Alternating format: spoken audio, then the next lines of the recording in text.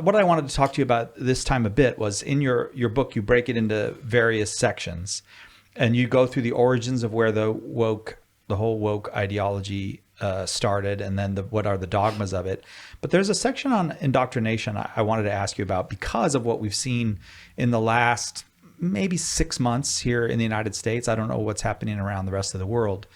A sense of parents being shocked at what their children are being taught in the schools that the taxes are paying for. Yeah, no, it's been an interesting phenomenon seeing all these school board meetings. It really feels like this grassroots movement. And I wrote an article actually for the American Mind recently about this, where I think one of the reasons why so many parents are galvanized in this way, and non-religious parents, by the way, too, and also non-conservative. There's been a real cross section of parents that have been outraged by all of the, the CRT and the gender ideology and all of this being instituted in schools across, public, private, even religious schools. And one of the things I compared it to is that, it's almost like if you've been manipulated or, you've been abused or, in a certain way, you can maybe put up with something. And then once you see it directed at your child, then that might wake you up. We say, no. I've been, and it opens your eyes to the manipulation that's been at play the whole time, I think. But there's something, some mama bear element, papa bear element that really kicks in, I think, when you see this being directed at your child and you see how manipulative it is. Yeah. And so I think that's what we're seeing is just that sort of outrage. Can I tell you something from my own life? I have 2 of my children went to public high school.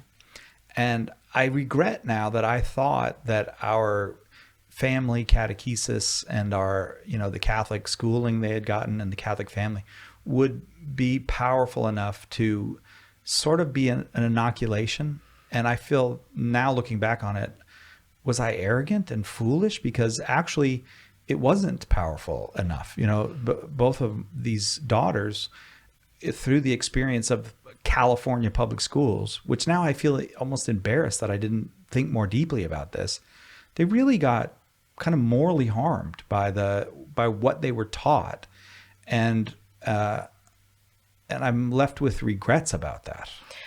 I think that it wasn't foolish so much as it's really hard to wrap our minds around that there would be an actual, energy and effort trying to indoctrinate children in schools. It sounds wild. It sounds like a conspiracy theory. Right.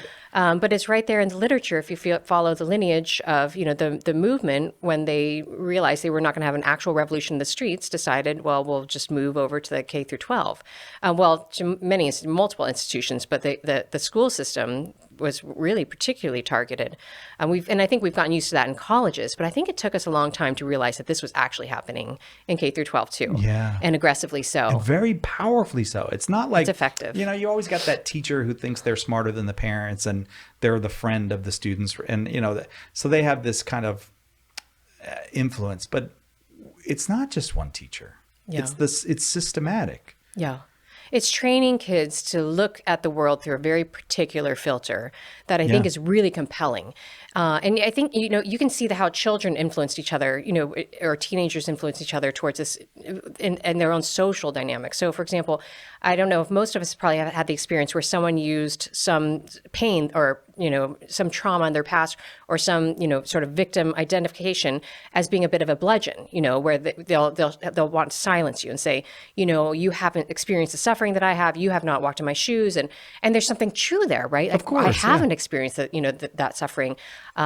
Everyone has experienced some sort of suffering to varying degrees. And, it seems like a fool's errand to try to, put a metric and a number and a comparison amount to that. But that is a very compelling experience. I think when you're silenced, you're told you don't have a place to speak because you haven't experienced that. And I think it gives kids an incentive to sort of look for ways in which they can claim that sort of an identity.